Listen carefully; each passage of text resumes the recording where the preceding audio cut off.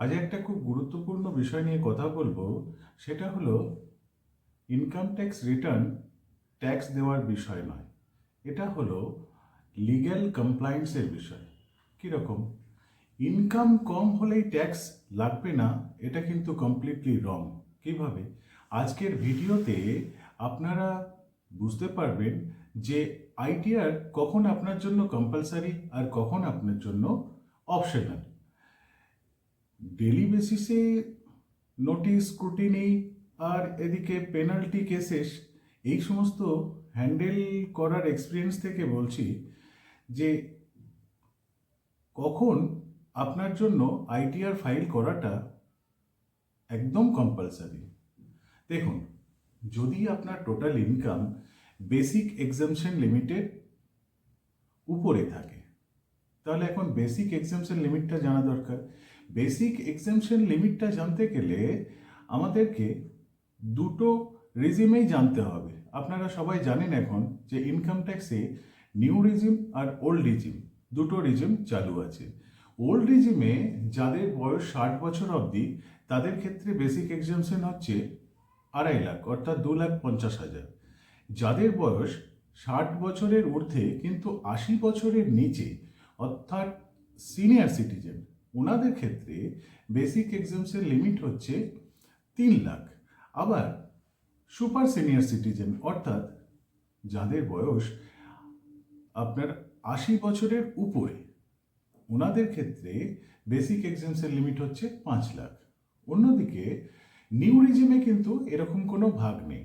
New রিজিমে সবার ক্ষেত্রেই basic exemption limit হচ্ছে 3 লাখ। অর্থাৎ আপনার যদি বেসিক এক্সামশনের লিমিটের উপরে ইনকাম হয়, হ্যাঁ, এই ইনকামটা কিন্তু ডিডাকশন নেওয়ার আগে, অর্থাৎ আমরা যে 80C 80D যে ডিডাকশনগুলো নেই, সেই ডিডাকশন নেওয়ার আগের ইনকাম যদি আপনার বেসিক এক্সামশন লিমিটের উপরে হয়, সেক্ষেত্রে আপনার ইনকাম ট্যাক্স রিটার্ন দেওয়াটা বাধ্যতামূলক। এটা একটা দিক গেল। আবার যদি আপনার ব্যাংক অ্যাকাউন্ট, অর্থাৎ যদি কারেন্ট অ্যাকাউন্টে 1 কোটির বেশি ডিপোজিট হয়ে থাকে, তাহলেও আপনার ক্ষেত্রে ইনকাম ট্যাক্স রিটার্ন দেওয়া কম্পালসারি হয়ে যায়। আবার যদি সেভিংস অ্যাকাউন্টে 50 লাখের বেশি হয়, সেক্ষেত্রেও আপনার ইনকাম ট্যাক্স রিটার্ন কম্পালসারি হয়। হ্যাঁ, আরেকটা কথা, যে এআইএস আর টিআইএস, এগুলো কিন্তু দেখাটা খুব গুরুত্বপূর্ণ বিষয়। কারণ ইনকাম ট্যাক্স ডিপার্টমেন্ট আপনার ব্যাংক অ্যাকাউন্টের ডিটেলটা সবসময় লক্ষ্য করে যে ব্যাংকে কী ধরনের ট্রানজ্যাকশন হচ্ছে, সেটা কিন্তু তাদের ক্ষেত্রে অ্যাক্সেসেবল। তাহলে সেখানেও আপনার ইনকাম ট্যাক্স রিটার্ন দেওয়াটা কম্পালসারি হয়ে যায়। আবার আরও কিছু বিশেষ কারণ আছে যেখানেও আপনার ইনকাম ট্যাক্স রিটার্ন দেওয়া বাধ্যতামূলক। যেমন,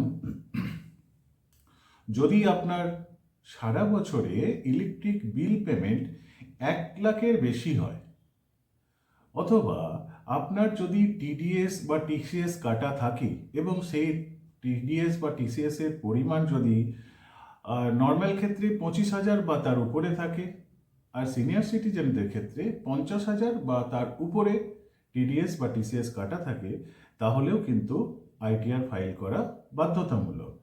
অথবা আপনার যদি কোনো ফরেন অ্যাসেট থাকে বা ফরেন ইনকাম থাকে, সেখানেও আপনার আইটিআর ফাইল করা দরকার। যদি আপনি কোনো কোম্পানির ডিরেক্টর হন, সেক্ষেত্রেও আপনার আইটিআর ফাইল করাটা বাধ্যতামূলক। বা আপনি কোনো ফার্ম বা এলএলপির পার্টনার হন, সেক্ষেত্রেও আপনার আইটিআর ফাইল করা বাধ্যতামূলক। আর সবচেয়ে গুরুত্বপূর্ণ ব্যাপার, যেটা আজকের দিনে খুব প্রচলিতও বটে, সেটা হচ্ছে আপনার যদি কোনো ক্যাপিটাল গেন হয়ে থাকে, সেটা মিউচুয়াল ফান্ড থেকে হোক, বা শেয়ারস বা সিকিউরিটিজ থেকে হোক, বা ক্রিপ্টো থেকে হোক, বা কোনো প্রপার্টি বেচে সেখান থেকে হোক, সেক্ষেত্রেও কিন্তু আপনার আইটিআর দেওয়া বাধ্যতামূলক। আর এই যে ক্যাপিটাল গেনের কথা বললাম, অনেক সময় হয় কি ক্যাপিটাল লসও হয় বা বিজনেস লসও হয়। এই ক্যাপিটাল লস বা বিজনেস লস, এগুলোকে ক্যারি ফরওয়ার্ড করে আগামী বছরে নিয়ে যাওয়ার জন্য আপনার আইটিআর ফাইল করা বাধ্যতামূলক। আবার হ্যাঁ, সেটা কিন্তু ডিউ ডেটের মধ্যেই হতে হবে। যদি ডিউ ডেটের পরে আপনি আইটিআর ফাইল করেন, সেক্ষেত্রে কিন্তু এই লস ক্যারি ফরওয়ার্ড করার যে সুবিধা সেটা কিন্তু আপনি পাবেন না। আর তাহলে আর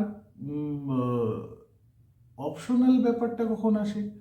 দেখুন, অপশনাল ব্যাপারটা আসে যখন আপনার ইনকাম বেসিক এক্সেমশনের নিচে থাকে, আপনার ইনকাম থেকে কোনো টিডিএস বা টিসিএস কাটা না থাকে, আপনার কোনো লস ক্যারি ফরওয়ার্ড করার ব্যাপার না থাকে, তাহলে আপনার ক্ষেত্রে আইটিআর দেওয়াটা অপশনাল হতে পারে। হ্যাঁ, তবে অপশনাল মানে এই নয় যে আমি দেব না। দেখুন, এখানেও আবার কিছু জিনিস আপনাকে মনে রাখতে হবে। যদি লোনের প্রয়োজন হয় আগামী দিনে, বা বিদেশে যাওয়ার জন্য ভিসার প্রয়োজন হয়, বা আপনার কোনো ইনকাম প্রুফের প্রয়োজন হয়, সেক্ষেত্রে কিন্তু আপনার ইনকাম বেসিক এক্সেমশনের লিমিটের নিচে থাকলেও, অর্থাৎ আপনার যদি কোনো ট্যাক্স পেবেল নাও থাকে, তাহলেও কিন্তু আপনার ইনকাম ট্যাক্স রিটার্ন দেওয়া দরকার। তো একজন প্র্যাকটিসিং চার্টার্ড অ্যাকাউন্ট্যান্ট হিসাবে আমি এটাই বলবো যে যদিও আপনার ইনকাম বেসিক এক্সেমশনের নিচে আছে, কিন্তু আগামী দিনে হয়তো এগুলোর প্রয়োজন হতে পারে, লোন, ভিসা বা ইনকাম প্রুফ, সেই জন্য আপনার ইনকাম ট্যাক্স রিটার্নটা দিয়ে দেওয়াই বেস্ট ডিসিশন।